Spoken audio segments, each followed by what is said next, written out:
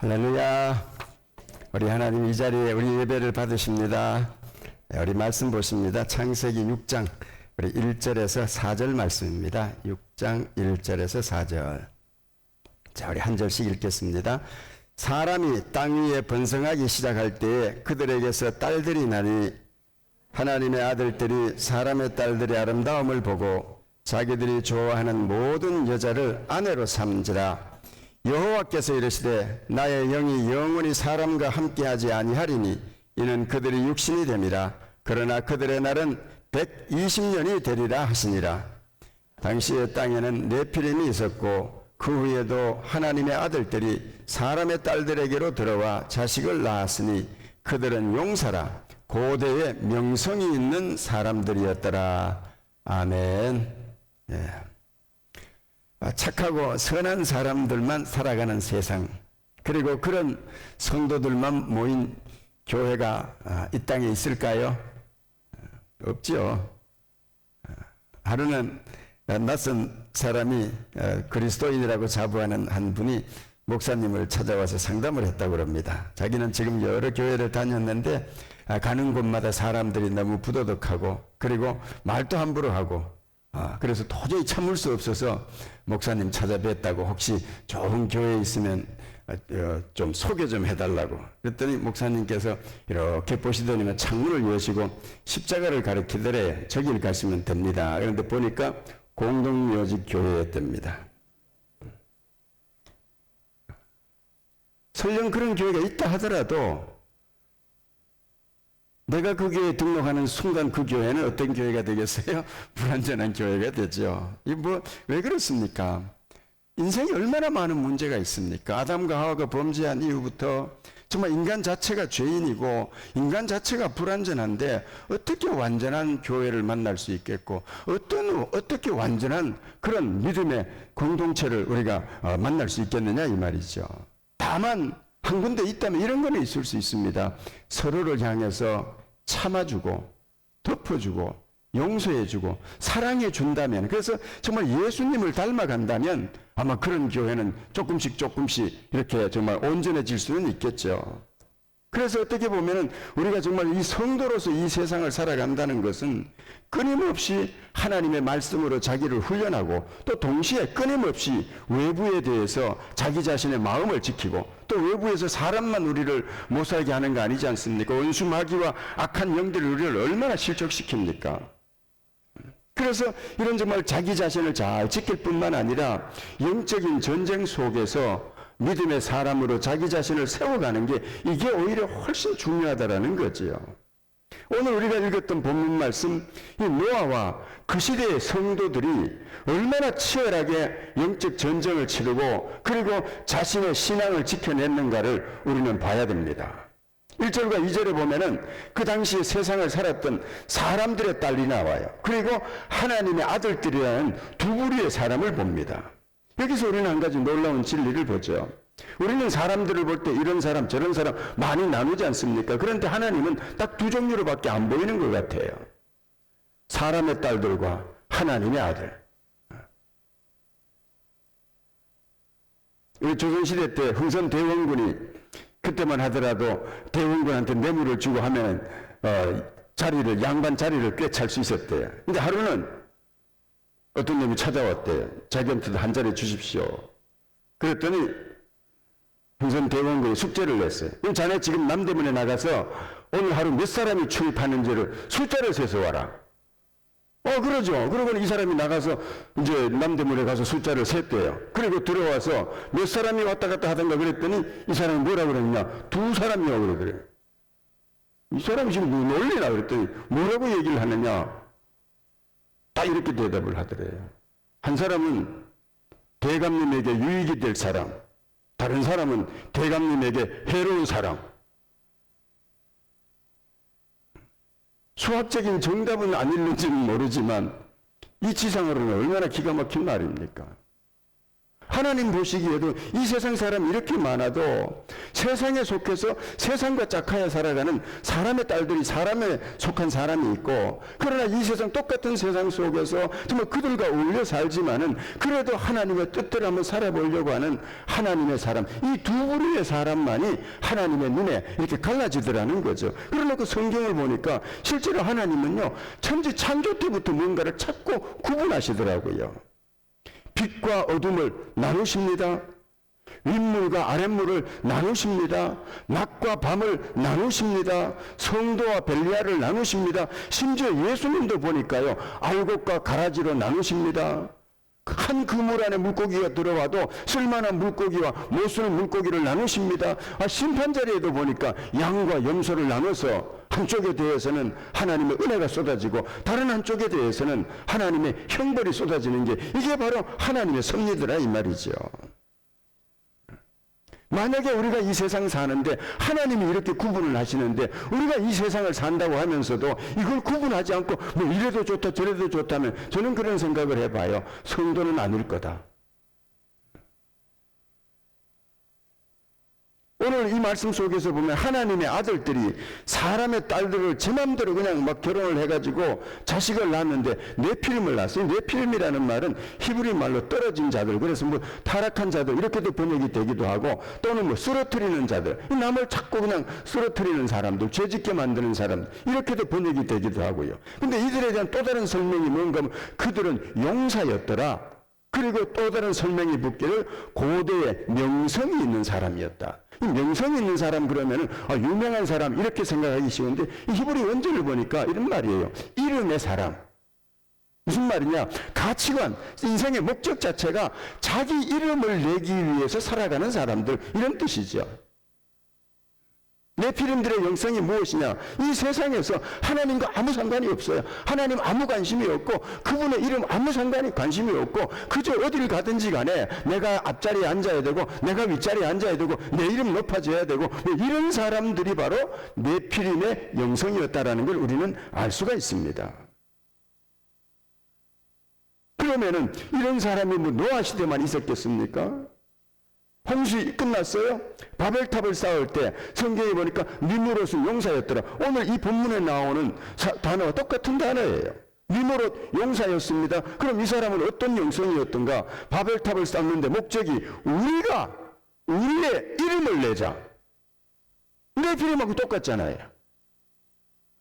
자기 이름에 대해서만 관심 있는 사람, 하나님의 명예와 하나님의 뜻 아무 관심 없어요. 그냥 어디를 가든지 그냥 자기가 앞자리에 앉아야 되고 자기 이름만 높아져야 되고, 이런 가치관을 가진 사람들이 바로 네피림의 영성을 가졌다는 거죠.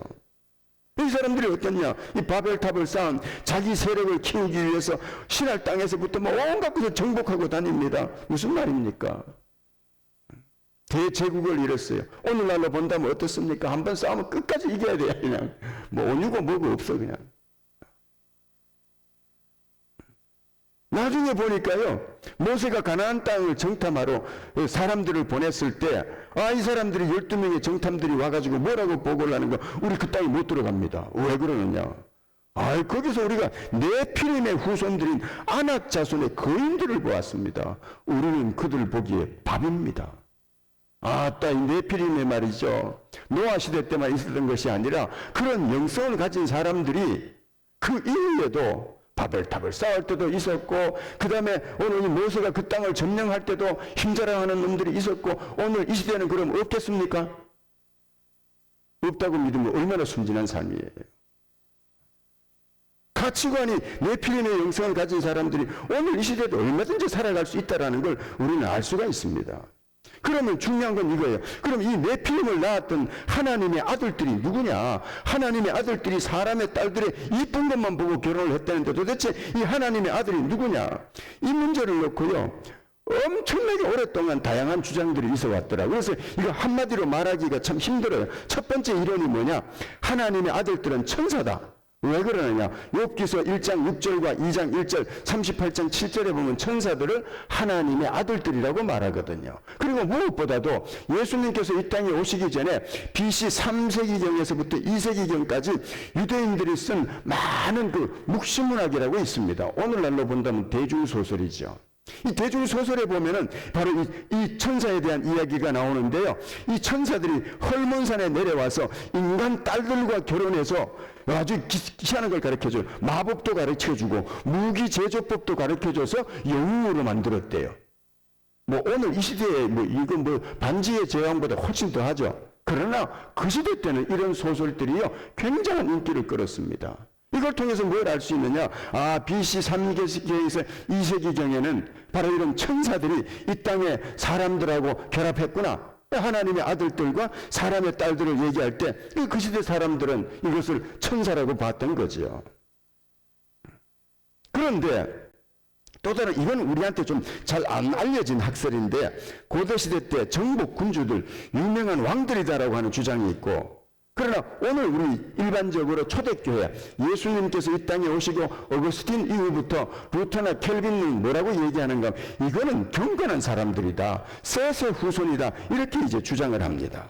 그러면은 이런 것에 대한 가장 정답이 뭘까? 여러분 정답은 어디에 있습니까? 정답. 이거는요 간단합니다. 성경을 지으신 분이 뭐라고 말하는가? 그리고 하나님의 아들이 세상에 오셨는데 그분이 뭐라고 가르치시는가? 이게 정답이에요. 뭐 세상에 아무리 학자가 이렇게 떠든다 저렇게 떠든다 아무 상관없습니다. 천지를 지으신 예수님이 이렇다 그러면요 그런 거예요. 그러면 성경의 저자가 되시고 하나님의 아들 되시는 하나님이신 예수님이 이 부분에 대해서 뭐라고 말씀하셨느냐? 이렇게 말합니다. 마가복음 12장 25절에 사람이 죽은 자 가운데서 살아날 때는 장가도 안 가고 시집도 안 가고 하늘에 있는 천사들과 같으니라. 무슨 말입니까? 이 비유의 내용이 그거예요. 사두개인들이 부활이 없다 하면서 부활하면 엄청나게 골치 아픈 일이 일어날 거다 하면서 예수님한테 와가지고 이 얘기를 합니다. 우리 가운데 7 형제가 있었는데 큰아들이 장가를 가서 아기를 낳지 못하고 죽었습니다. 둘째 아들이 그 당시에는 이제 형수가 자식이 없이 지금 동생이 결혼을 해서 자식을 낳아줘야 되는데 둘째도 그래서 결혼을 해서 죽었는데 자식이 없고 셋째도 넷째도 7째가 다 했는데 자식이 없이 죽었어요. 이런 경우 부활할 때 그 여자는 누구 부인이 됩니까? 이거 질문한 거예요. 그러니까 예수님께서 하신 말씀이 야 이 사람들아 누가복음에는 그렇게 말합니다. 이 세상의 자녀들은 장가도 가고 시집도 간다. 그러나 저 세상에서 저 세상과 죽은 자 가운데서 부활함을 얻기에 합당히 여김을 받은 자들은 장가도 안 가고 시집도 안 간다. 그러니까 저 세상 천사들이 계시고 천사들이 있고 하나님께서 계시는 그 땅 그리고 부활해서 우리가 들어갈 그 나라에는 시집도 안 가고 장가도 안 간다. 이는 천사들과 동등하다. 천사들도 그렇다. 그럼 이게 답인 거죠. 예수님 오시기 전에 유대인들은 뭐가 뭔지도 모르고 그냥 막 해석을 했으면은 그건 예수님이 없을 때니까. 그러나 예수님께서 이런 말씀을 했으면은 아무리 유명한 학자들, 아무리 유명한 랍비들이 이건 맞다 저거 틀리다 그래도요. 오늘 저와 여러분들은 예수님의 말씀이 아니다 그러면 아닌 거고요. 예수님의 말씀이 이거다 그러면 이건 줄로 믿습니다. 왜? 그분은 진리시잖아요. 그분은 하나님이시잖아요. 이게 만약에 천사라면요. 하나님의 아들들이 천사라면 무슨 문제가 발생하느냐. 그럼 이 천사들이 낳은 자식들이 타락한 네피림이었습니다. 악한 사람들이 그러면은 세상의 천사들이 이게 이러면 이건 그 타락한 천사가 분명하죠. 성경에 어디도요 타락한 천사를 하나님의 아들이라고 부른 적이 없습니다. 타락한 천사는 뭐라고 그래요? 마귀. 또 뭐라고 그래요? 사탄. 신약에는 귀신들. 하나님의 아들들은 욥기서에 나옵니다. 하나님의 보좌 앞에서 하나님을 섬기는 존재를 섬기는 천사를 하나님의 아들이라고 그러고요. 그 다음에 신명기 14장 1절에 보면은 너희는 이스라엘 백성들입니다. 여호와 하나님의 아들들이다 이렇게 나와요. 그 다음에 시편 73편 15절에도 보면은 이스라엘 백성들을 향해서 너희는 하나님의 자녀들이다 이렇게 나와요. 오늘 저와 여러분들이 예수님 믿는 우리들이 분명히 하나님의 자녀들인 줄로 믿습니다. 얼마나 감사합니까? 이스라엘 백성을 잘 한번 생각해 보세요. 그들이 하나님으로부터 부름받은 이후로 한 번이라도 하나님 마음에 들게 산 적이 있었던가? 맨날 죄 짓고 말이죠. 그리고 맨날 쥐어 터지고. 그래도 하나님은 뭐라 그래요? 아이고 이쁜 내 새끼야 그러잖아요. 왜 그래요? 하나님이 연약해서 죄는 짓지만 그래도 하나님의 언약의 말씀을 붙들고 하나님을 믿고 사는 그 백성들을 향해서 하나님의 긍휼과 하나님의 사랑은 단 한 번도 거둬간 적이 없다라는 게 이게 하나님의 말씀 아닙니까? 저는 제가 예수님을 처음 믿고요. 대학교 2학년 때인데 예수님을 믿고 나니까 나는 내가 예수님 믿는다는 건 내가 너무너무 확실히 알겠어. 근데 누가 구원의 확신이 있냐 그러면 그건 자신이 없어요. 여러분 이게 사실 똑같은 말 아닙니까? 근데 이상하게 똑같은 의미라는 것도 알면도 불구하고 예수님 믿어. 난 정말 예수님 믿어. 너도 죽으면 구원 받을 수 있어. 그러면 그건 어떨 때는 구원 받는 것 같고요. 어떨 때는 구원 안 받는 것 같고 굉장히 헷갈렸어요. 똑같은 말인데도 그 이상하게 그렇게 돼. 왜 그러면 구원에 확신이 있어 그러니까 나를 들여다보니까 내 속을 들여다보니까 어때요? 뭐가 있어요 없어요?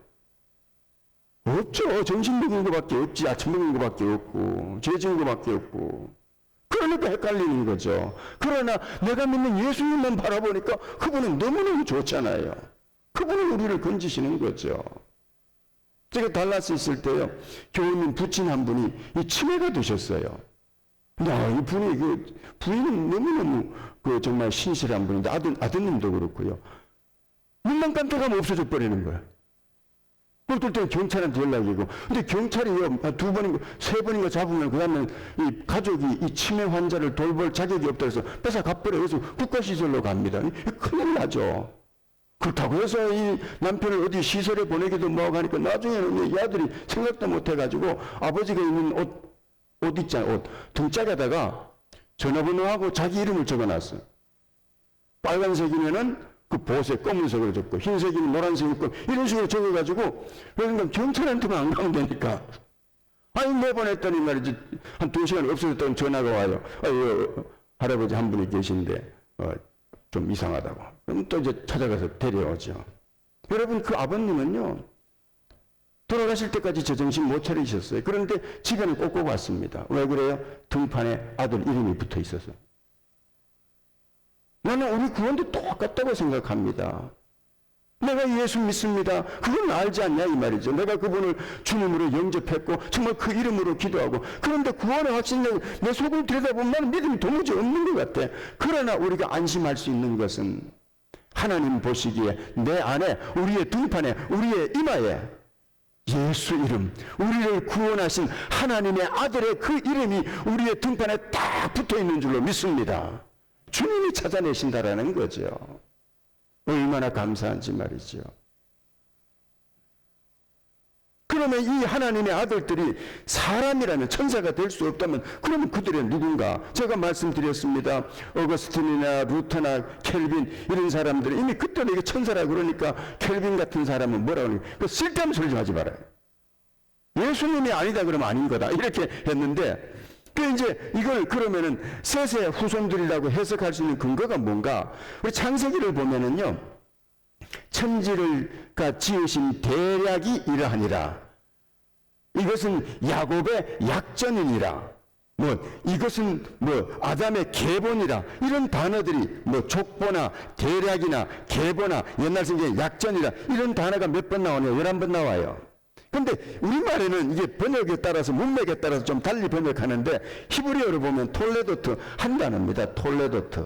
뭔 말인가? 이게 이제 어떤 스토리가 창세기는 이제 11개의 톨레도트를 가지고 만들어졌다. 이게 학자들은 그렇게 얘기를 해요.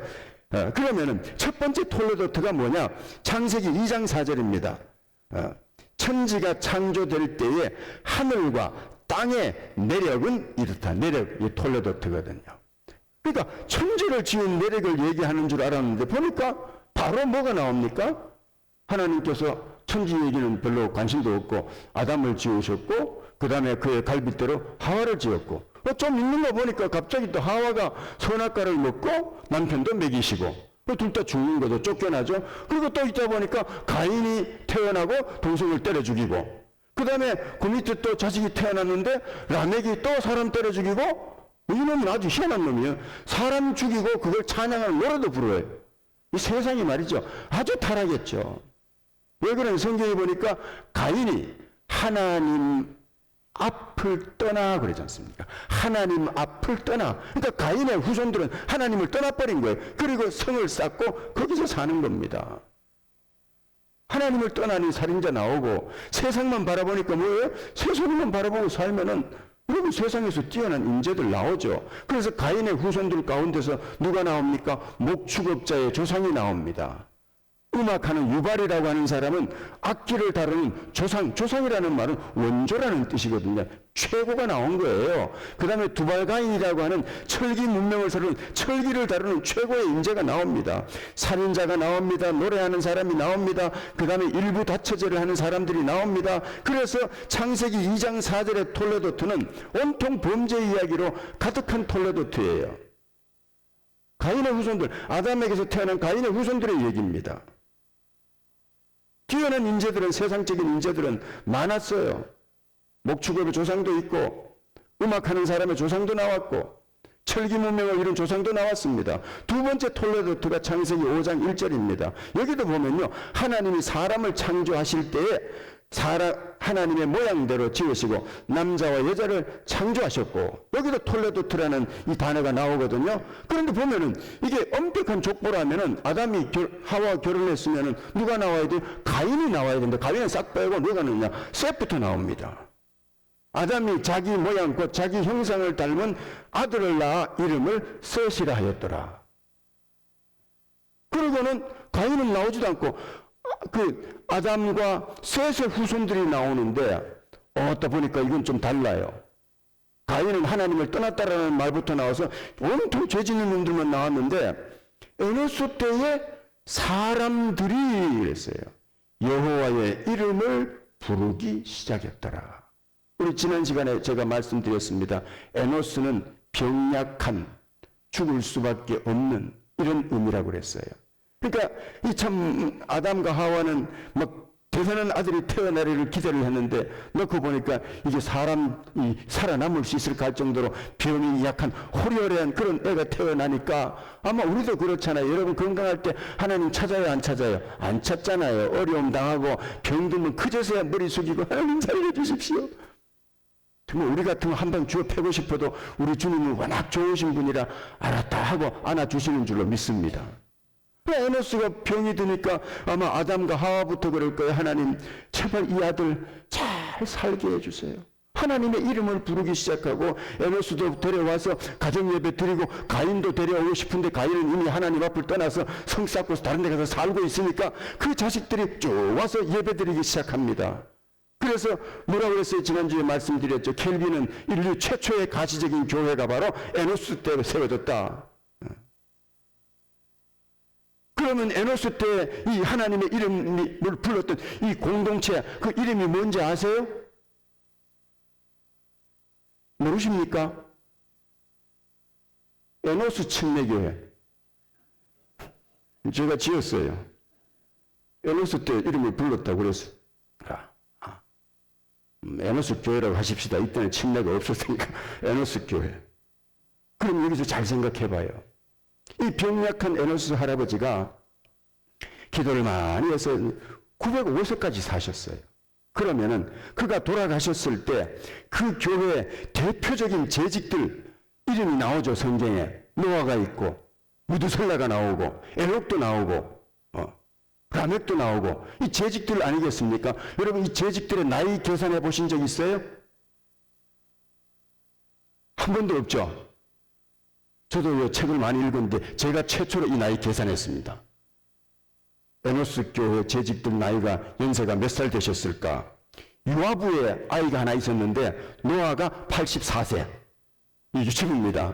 그때는 평균 수명이 1000년 가까이 살았으니까 84세는 유치원이죠. 그 다음에 유수, 노아의 아버지 라멕인데 266세. 그럼 에녹은요, 이미 환송 예배를 드린 지 153년이 지났어요.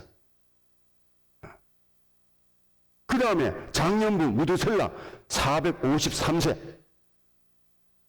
재직들 연령이 굉장히 높죠. 우리보다 훨씬 높아요. 그럼 잘 생각해 보세요. 에노스 때 이분들이 모여서 함께 예배드리고 함께 정말 공동체를 만들었는데 노아의 신앙, 방주를 정말 100년에 걸쳐서 방주를 짓는 노아의 신앙, 하나님을 기쁘시게 하기 위해서 온종일 주님 생각하고 마침내 하나님께서 너무너무 사랑스럽다, 그냥 나랑 같이 가자 해서 덜렁 들고 가셨던 이 에녹의 신앙, 메시아가 오기를 고대하며 제발 좀 메시아를 보내주세요라고 탄식하며 기도했던 이 라멕의 신앙, 그 악한 세상 속에서도 온 세상 네피림들이 자기 명예를 위해서 살고 온 세상 네피림들이 자기 권력을 확장시키기 위해서 남을 정복하고 남의 것을 막 학대하고 사람들을 학대하고 살아갈 때 그 와중에도 자기 자신을 더럽히지 않고 꼿꼿하게 믿음의 삶을 살아낸 무드셀라의 신앙. 여러분, 이분들의 이 신앙이 과연 어디에서 나왔을까? 저는 그렇게 생각합니다. 에노스 교회의 담임 목사님이신 우리 에노스 목사님, 몸은 병약해서 늘 힘들었지만 그분의 하나님의 말씀, 또 아담이 가르쳤던 그 하나님의 말씀을 통해서 이들이 하나님 앞에서 바른 신앙을 가지고 살았지 않겠는가? 아마 오늘 우리가 에노스 목사님의 설교를 듣는다면 뭐 이렇게 설교하지 않았을까 상상을 해봐요. 하나님 사랑하세요. 그분 살아계십니다. 세상에 아무리 악한 사람이 많다 하더라도 하나님은 분명히 살아계시고 성도는 하나님과 동행하기 위해서라면 그분을 사랑하고 그리고 형제 자매들, 이웃을 사랑하는 그것이 신앙의 시작이고 신앙의 마지막입니다라고 아마 설교하지 않았겠습니까? 그런데 이 아름다운 공동체에서 문제가 발생하기 시작해요. 청년들이 교회에서 자꾸 세상으로 빠져나가는 거예요. 이 하나님의 아들들이 신앙 없는 가인의 딸들을 만나서 이쁘기만 하면 그냥 데리고 사네. 오늘 6장 2절에 말합니다. 하나님의 아들들이 사람의 딸들의 아름다움을 보고 자기들이 좋아하는 모든 여자를 아내로 삼는지라. 여러분, 사람의 딸들이 누굽니까? 살인자 가인의 후손들이고 살인자 가인에게 속한 사람들 아닙니까? 특히 라멕의 아들 가운데 유발이라는 사람은 수금을 하는 자, 음악의 원조라고 그랬어요. 음악의 원조입니다. 한번 상상을 해보세요. 유발이 말이죠. 음악의 원조로서 그야말로 최고의 음악가입니다. 그 아이돌 양성학교를 세웠다고 생각해보세요. 좀 빤빤한 애들이 다 거기 들어가가지고 음악을 배워서 나와서 말이죠. 노래와 춤을 배우는데 세상에 요즘 유튜브 보시기 바랍니다. 그게 입은 건지 벗은 건지도 모르는 짧은 팬츠 입고 나와서 춤추면 정신없을 사람들이 다 쳐다보죠. 여러분들은 안 보십니까? 젊은 애들요, 주일이 돼도 그거 보겠다고 교회 안 온다고요. 그리고 거기서 그냥 아무나 만나서 결혼해서 삽니다. 살인자 라멕의 또 다른 아들은 야발이에요. 가축 치는 자의 조상이라고 했습니다. 원조입니다. 모든 기술을 이 사람이 배운 거예요. 오늘날로 본다면 대기업 CEO죠. 거기에 말이죠. 똑똑한 사람들 연봉 높이 준다니까 거기 갔어요. 청년들이 돈 많이 받는다면 홀딱 다 넘어가 버리네. 무엇이 중요한 가치인가? 저는 이렇게 말할 수 있습니다. 당장 잘 되고 싶으면 눈에 보이는 대로 살고요. 오래 잘 되고 싶으면 주님의 말씀대로 살면 된다는 거죠. 오늘 이 말씀 속에서 우리는 성도가 세상과 자기 자신을 구분하지 못하고 살아가게 되면 오늘 성경은요, 그들이 하나님의 아들들이 아름다움을 보고 그랬어요. 아름다움을 보고. 똑같은 단어인데 다른 데는 이 단어들을 어떻게 보았느냐? 보기에 좋았더라. 이렇게 번역이 됩니다. 똑같은 히브리어로는 똑같은 단어예요. 그 다음에 아내로 삼다라는 단어. 또 다른 데도 똑같이 쓰였는데 선악과를 취하여 똑같은 단어예요. 창세기 3장 6절에 하와가 선악과를 따먹는 대목, 여자가 그 나무를 보니 그랬어요. 보니 보암직도 하고 아름다웠고 그래서 취해서 먹었다. 그 단어인데 오늘 이 하나님의 아들들이 범죄하는 걸 보니까 사람의 딸들의 아름다움을 보니 아무나 취하여 결혼해서 살았다. 하나도 다른 게 없지요. 아담이 에덴 동산에서 타락한 과정이나 노아 시대 때 하나님의 자녀들이 타락하는 과정이나 똑같아. 그럼 오늘 이 시대에도 똑같지 않겠습니까? 눈에 보이는데 저거 괜찮다. 글쎄요. 얼마 동안 괜찮을는지 우리 한번 좀 생각해 보셔야겠습니다. 요즘 유튜브를 이렇게 보니까요. 요즘 지금 미국의 기독교가 지금 아주 위기에 왔답니다. 목적이 이끄는 삶을 쓴 우리 닉 워런 목사님 교회가 3만에서 15,000명으로 그냥 절반으로 줄어들었고요.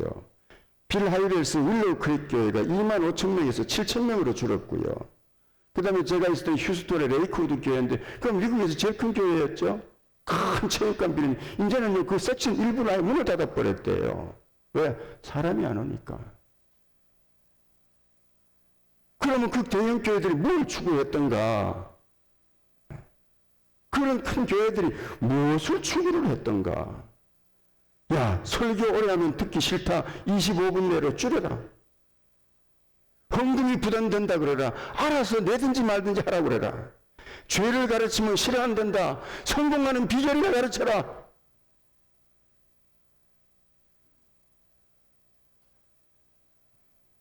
우리는요, 영적으로 정말 위험한 시대를 살아갑니다. 큰 교회들이 이쪽으로 따라가니까 작은 교회들도 다 그냥 북치고 장구치고 따라갔어요. 작년에 미국의 15,000개 교회가 문을 닫았을 거다라고 추정을 합니다. 얼마나 영적으로 위험한 시대입니까? 오늘 노아의 시대가 그렇게 행동할 때 창세기 6장 3절은 말합니다. 여호와께서 이르시되 나의 영이 영원히 사람과 함께하지 아니하리니 이는 그들이 육신이 됨이라. 그러나 그들의 날은 120년이 되리라. 육신이 되리라. 인간은 영적 존재라고요. 하나님의 말씀을 먹고 그분을 따르고 그분을 예배하고 살아갈 때 우리는 풍성한 생명을 얻고 그리고 예수님에게 붙어 있을 때 우리는 많은 열매를 맺고 있는데 오늘 노아 시대 때 사람들은 완전히 사람처럼 살아가 버려요. 세상 사람과 구별되지 않습니다. 기도 모임은 안 나와도 밥 먹는 모임은 가고요. 예배 모임은 안 나와도 동창회는 꼭 가고요. 큐티는 안 해도 아침에 인터넷은 꼭 합니다. 당장은 즐겁고 편할는지는 모르죠. 그러나 그것이 지속될 때 성령의 역사는 사라진다라는 거죠. 근데 나는 이 말씀을 보다가 무슨 생각이 들었어요. 야, 노아 시대 때는 하나님의 성신이 떠나버렸는데 그래도 우리는 너무너무 감사하다. 왜 그렇습니까? 예수님을 믿고 성령을 받은 우리는 예수님께서 약속하셨어요. 내가 너희를 절대로 고아처럼 버리지 아니하고 내가 너희와 세상 끝날까지 함께하겠다. 그러나 우리 한 가지 이거는 아셔야 됩니다. 우리가 이 세상과 구분되지 않고 세상 사람들과 똑같이 살아갈 때 우리 안에 들어와 계신 성령님은 우리를 보시고 통곡하시고 우리를 보시고 신음하실 수 있다는 거예요. 로마서 8장 26절입니다. 이와 같이 성령도 우리의 연약함을 도우시나니 우리는 마땅히 빌바를 알지 못하나 오직 성령이 말할 수 없는 탄식으로. 이 탄식이라는 헬라어가 아주 기가 막힌 단어예요. 막 신음내고 막 못 견디는 이런 거를 탄식이라는 단어를 씁니다. 우리를 위하여 성령이 막 괴로워하시면서 우리를 위하여 친히 간구하시느니라. 우리가 세상과 구별되지 않고 살아갈 때 내 안에 들어와 계신 성령님은 못 견디면서 괴로워하시면서 우리를 위해서 기도하신다. 이렇게 말씀합니다. 형제자매를 미워하고 있는데도 불구하고 악한 계획을 세우고 있는데도 불구하고 이 음성이 들려지지 않는다면 과연 내가 성령의 사람인가? 그 생각해 봐야 돼요.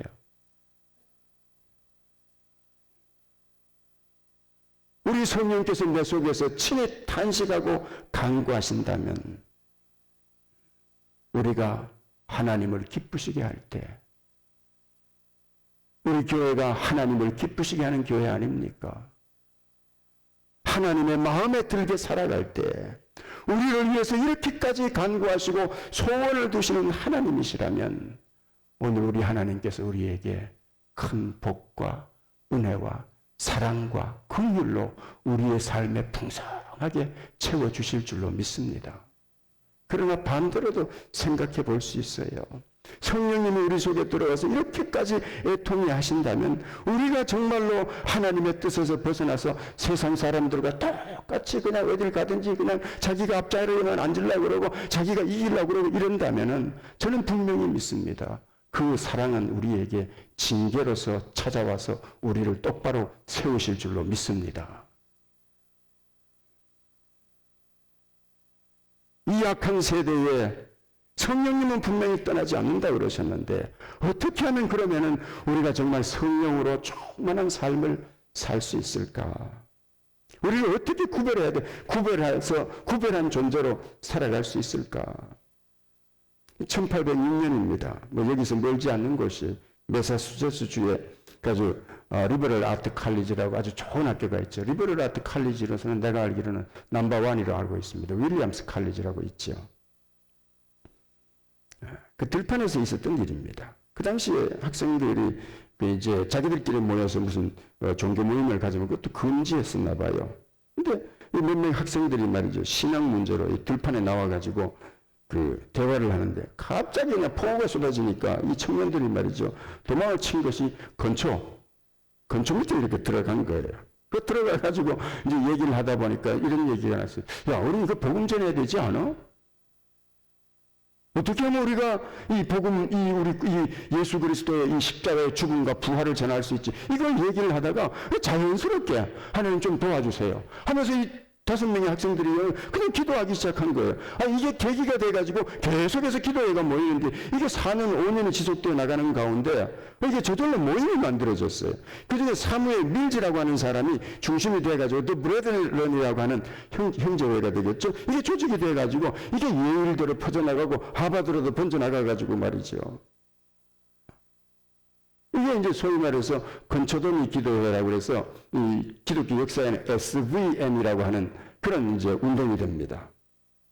알다시피 윌리엄스 칼리지는 정말 지금도 그렇지만 그 당시로 본다면 최고의 명문학교 아닙니까? 그 학교 졸업장이면 명예를 얻을 수 있죠. 그런데 이 운동, 이 기도 모임에 참석했던 학생들이 이런 질문을 자주 했대요. If God should call us, we are ready. 만약에 하나님이 부르신다면 나는 준비되어 있어요. 얼마든지 자기 이름을 높일 수 있는 네피림의 삶을 살아갈 수 있는 그런 실력도 있는 사람들이었지만 그들은 하나님의 이름을 구했던 겁니다.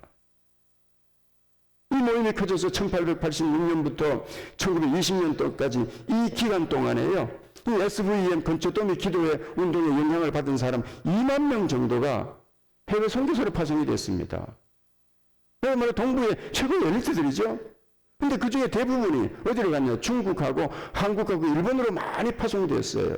우리 한국의 최초의 장로교 선교사님 언더우드 잘 아실 겁니다. 그 다음에 감리교 최초의 선교사님 아펜젤러 우리 잘 아실 겁니다. 세브란스 병원에 기초를 놓으신 에비슨 선교사님 멀리 멀리 갔더니 나는 갈 길 모르니 은혜하신 구세주여. 지금 여러분들 표정이 지금 우리 목사님 뭐 하시노? 그런 표정인데 이 노래를 번역하신 분이 누구인지 우리 잘 아는 분일 거예요. 베어드라고 하는 선교사님 4분이십니다. 어떻게 보면 어둠뿐인 조선 땅에 와서 조선의 앞날을 밝혀놓은 사람들. 이분들이요, 이름은 달라도 역사를 추적해보면 바로 이 운동, SVM 운동의 영향을 받은 똑같은 그런 선교단체에서 파송된 사람들이었어요. 자기의 이름을 내려는 네필림 되기를 거부하고 자신을 구별해서 기도에 자신을 드렸고, 하나님이 부르시면 나는 준비되어 있습니다라고 그분의 이름을 높이려고 했던 그 사람들이 파송되어 나왔던 거고요. 그분들이 쓴 최고록에 자주 나오는 글귀가 이런 게 있다고요. 그 기도회는 아주 평범했다. 그러나 결과는 비범했다. 우리 한국 사람이라면 이렇게 바꿀 수 있을 겁니다. 그들의 기도 모임은 평범했지만 조선의 운명을 바꾼 비범함들이었다. 우리는 이렇게 바꿔 부를 수 있겠죠. 저는 우리 새해가 이제 2026년 시작합니다. 우리 교우님들한테 도전을 드리고 싶어요. 예수님께서 너 시험 들지 않기 위해서는 1시간도 기도할 수 없더냐. 거기 정확하게 말합니다. 헬라어 성경을 보면요, 1시라고 그래서 나 이게 뭔지 몰랐는데 헬라어 성경을 보니까 정확하게 말합니다. 1시간도 기도 못하겠니? 시험 들지 않으려면. 아유 목사님 10분도 못하는데 아니요, 이젠 해보십시다.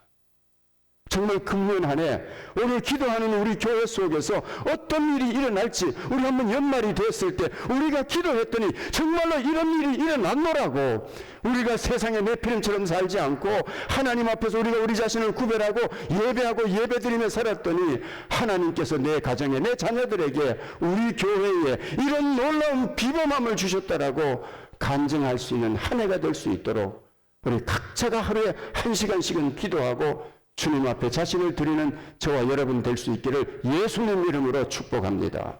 기도하겠습니다. 기도할 때 우리 이렇게 같이 기도하십시다. 저만 기도하지 말고요. 그러면 주여 한번 부르고요. 주님, 우리의 기도는 평범할는지는 모르지만 우리의 기도의 결과는 비범함을 주시는 걸 믿습니다. 하나님, 금년 한 해 1시간씩 꼭 기도할 수 있게 해주시고, 그 기도 속에서 우리가 연말이 됐을 때 하나님의 비범함을 보는 한 해가 되게 해달라고 우리 시간 주여 한번 부르고 통성으로 기도합니다. 주여! 하나님 아버지, 당신의 사랑하는 자녀들이 또 이 하나님의 말씀 앞에 나왔습니다.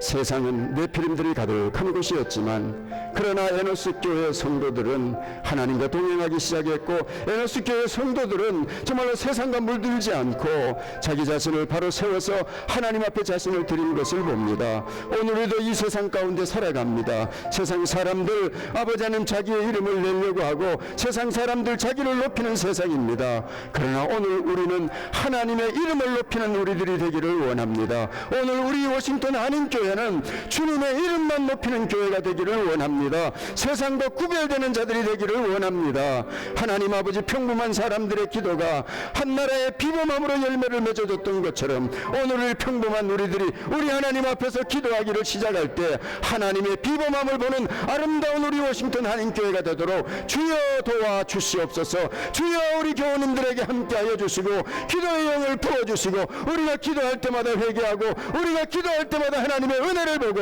우리가 기도할 때마다 하나님의 기적을 보는 우리 성도님들 될 수 있도록 주님 도와주시옵소서. 하나님, 우리의 속사람을 변화시켜 주시고 기도하는 가운데 주께서 말씀하여 주셔서 우리의 허물과 우리의 연약한 것들, 우리의 죄를 보게 하시고 하나님 앞에서 정말로 거룩한 성도로서 살아가고 하나님의 거룩한 백성으로 주님과 동행하는 그런 하나님의 성도들, 그런 우리 교우님들 다 될 수 있도록 주님 도와주시옵소서. 예수님 이름으로 기도하옵나이다. 아멘. 고마우신 아버지, 네피림이 가득한 세상 속에서도 에노스 교회, 정말 그 교회 성도들은 하나님과 동행하고 하나님의 이름을 높이고 그리고 신앙의 순수함을 지켜나간 것을 봅니다. 오늘 우리들도 너무도 미약합니다. 우리 다 병약하고 우리 다 노쇠하고 우리에게는 아무런 힘이 없습니다. 그러나 우리의 기도, 그 기도를 들으시는 하나님은 비범하시고 우리의 기도를 들으시는 하나님은 위대하시고 우리의 기도를 들으시는 우리 주 예수 그리스도는 죽음까지도 이겨내신 우리의 구원자이신 것을 믿습니다. 우리 한 사람 한 사람 꼭 하루에 1시간씩 기도하고 그리고 마침내 하나님의 비범함을 보았나라고 간증하는 우리 교회 될 수 있도록 주여 우리 새해를 축복하여 주시옵소서. 감사하며 예수님 이름으로 기도하옵나이다. 아멘. 우리 다 같이 일어서셔서 우리 앞뒤로 서로 다니시면서 인사하십시다. 하나님 앞에 비범한 삶을 사십시다. 우리 서로 축복하시면서 우리 인사하시겠습니다.